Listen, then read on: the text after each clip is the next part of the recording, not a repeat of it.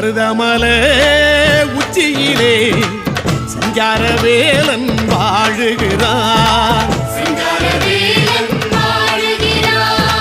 பள்ளி மகள் தூதுவர சிங்காரவேலன் ஆடுகிறான்.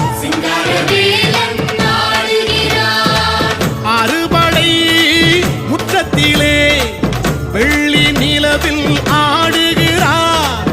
அதிசிவன் ஓடி வந்து பிள்ளை தமிழே பாடுகிறான். மலை மலை அழகா தங்கச்சிலை அழகா ஆடி வரும் முருகா அருள் தரும் முருகா.